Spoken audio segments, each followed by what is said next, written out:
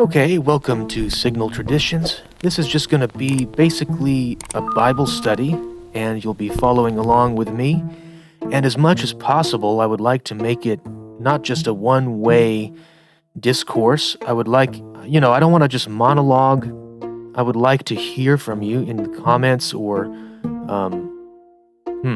pretty much in the comments. That's what we got going here. When I live stream, maybe a bit later, we can do it live and I'll be able to directly respond. But for now, still, if you have a question about something, if you'd like anything documented that I say that you would like a source for, then reach out, or sometimes I'll just put those in the description without your asking. But what we're going to look at is the Gospel of Matthew, and we're really looking at Matthew's Gospel as far as Messianic prophecy is concerned. And let me just bring us to the beginning here. Chapter 1.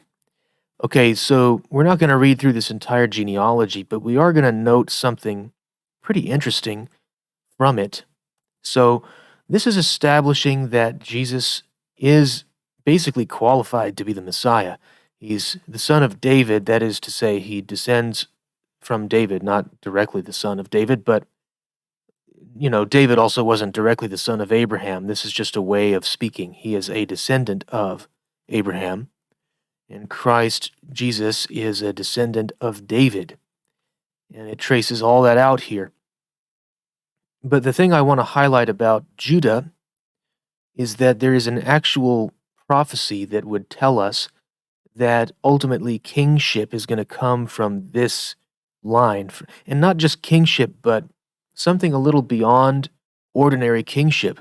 So we're going to jump over to this other window because I can pull up multiple passages at once, but here we have Genesis 49. So this is where Jacob is blessing his children before he dies. And this is Judah's blessing. Judah, your brothers shall praise you. By the way, Judah means praise, so there's kind of a play on words here. Judah, your brothers shall praise you. Your hand shall be on the neck of your enemies. Your father's sons shall bow down before you. Judah is a lion's cub, okay? Now, this is kind of interesting. We want to go over to Revelation 5 here. So, the New Testament clearly refers to Jesus as the Lion of the tribe of Judah, and the root of David, by the way, which is another very interesting reference, which we probably won't have time for this time, but that's in Isaiah 11, if you'd like a little spoiler alert for something coming up soon. Do we get to see a preview? Yeah, there shall come forth a shoot from the stump of Jesse. By the way, that's David's father, so that's a reference to David's line being cut off like a stump. So a shoot comes from it, and a branch from his roots shall bear fruit. So this is a huge deal as far as Messianic prophecy goes, and it's connecting the root of David, the Messiah, with the Lion of the tribe of Judah. Why the lion? Because Judah is called a lion's cub. From the prey, my son, you have gone up. He stooped down, he crouched as a lion, and as a lioness, who dares rouse him? The scepter shall not depart from Judah, nor the ruler's staff from between his feet, until tribute comes to him. Now, this translation, this note says, by a slight revocalization, a slight emendation, fancy words here, yields, until he comes to whom it belongs.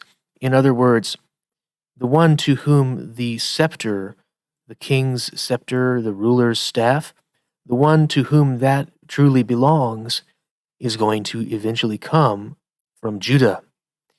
And to him shall be the obedience of the peoples. We're not just talking about the obedience of the nation of Israel, but the nations, plural. He's going to rule over, well, this is a bit of a hint that he's going to rule the world one day. Now we get this interesting prophetic imagery, which, if you're familiar with the story of Jesus, this should be, calling some images to mind. Jesus rides into Jerusalem on a donkey. He calls himself the vine, the true vine, um, which, by the way, is a reference to Israel. He's kind of the ultimate true representative of who Israel is supposed to be as a nation. His eyes are darker than wine, his teeth are whiter than milk. But wait, he's washed his garments in wine and his vesture in the blood of grapes. Here again, we have this imagery foreshadowing his death. Um, Not only that, it really, we don't have a cross reference here, but there's a place in Isaiah where he's, well, okay, it's God coming in judgment, right? Uh, who is this who comes from Bozrah? Give me 1 second. Okay, so it's Isaiah 63. So we'll just pull that up here.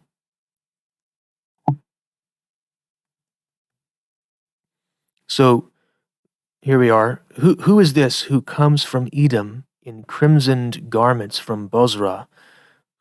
He who is splendid in his apparel, marching in the greatness of his strength. It is I, speaking in righteousness, mighty to save. Why is your apparel red and your garments like his who treads in the winepress? I have trodden the winepress alone, and from the peoples no one was with me. I trod them in my anger and trampled them in my wrath. Their lifeblood spattered on my garments and stained all my apparel. For the day of vengeance was in my heart, and my year of redemption had come.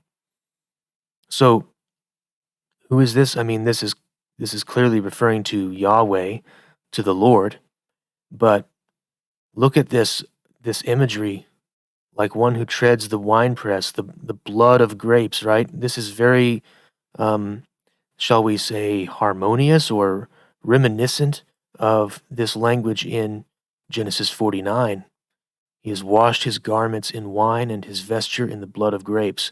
So very interesting prophetic imagery and foreshadowing here, which really, we don't have to do too much tap dancing or stretching to make this apply to Jesus. I mean, he's from the line of Judah. He is Christ the King, you know. So just a little interesting tidbit, but it's actually foundational for why we understand Jesus to be the Messiah. I think we're going to just pause there for now. I would like to keep this in kind of digestible chunks. And, if you have a question, like I said before, please leave a comment. I'll try to get to it. At this stage, this is such an early video on this channel. I can pretty much guarantee I will respond to every question. So please take advantage. And I appreciate you watching. If you like this type of content, like and subscribe, and hit the notification bell in particular if you would like to know about it when we post another video. All right, thanks. See you next time.